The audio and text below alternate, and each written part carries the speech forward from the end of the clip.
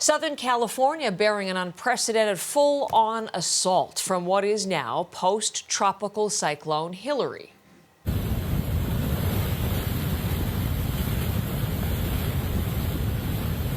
This was the scene east of San Bernardino as torrential rains and severe flooding bombarded that region. The storm was so strong it swept boulders right across the highway. Further south in Mexico, where the storm hit first, one woman died when her vehicle was swept away by the floodwaters. The military moved over 2,500 people to safety and set up dozens of shelters. Let's bring you the live report early this morning. Steve Futterman in Los Angeles. What are conditions like today, Steve?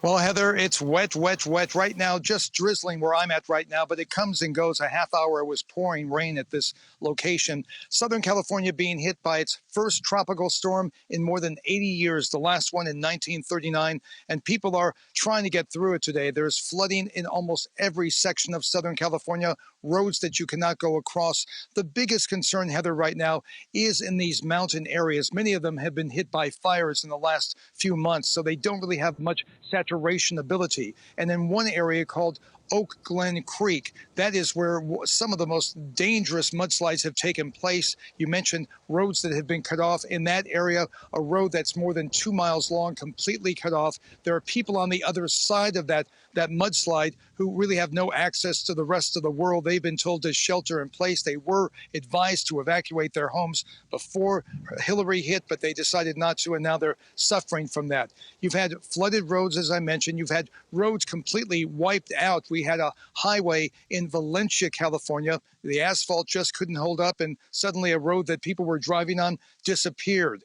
The mudslides, though, I think are the biggest concern. Also, east of LA, you have the desert areas, Palm Springs, that type of situation. And the rainfall in these desert areas, it just doesn't have much place to go. So you've had lots of flooding on the streets of Palm Springs.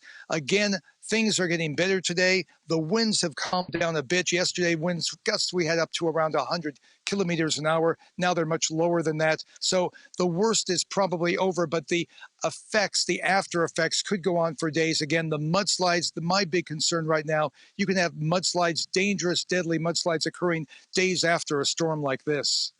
Steve, just as people in the state were preparing for Hilary's arrival, an earthquake hit too? I mean, all at once. How much damage did that cause? Well, fortunately, not much damage. The optics, though, are quite remarkable. This happened at around 3 o'clock yesterday afternoon in the midst of some of the heaviest rains in Southern California. Suddenly, a magnitude 5.1 quake. The epicenter was a bit northwest of LA in an area called Ojai, California, between Los Angeles and Santa Barbara. There was the usual type of damage from a 5.1 quake. The supermarkets had the bottles fall on the ground. Some wine stores had lots of damage, but pretty much okay. But the optics are just amazing. In fact, LA Mayor Karen Bass said yesterday that she and some of her aides were joking around an hour before, saying, what else could happen to LA? An earthquake? Sure enough, it happened. But LA, Southern California, looks like it's going to get through this, although there's still some dangerous times in the next 24 to 48 hours, Heather. Steve, thank you so much. Steve Futterman, Thank you, Heather. live with us in Los Angeles.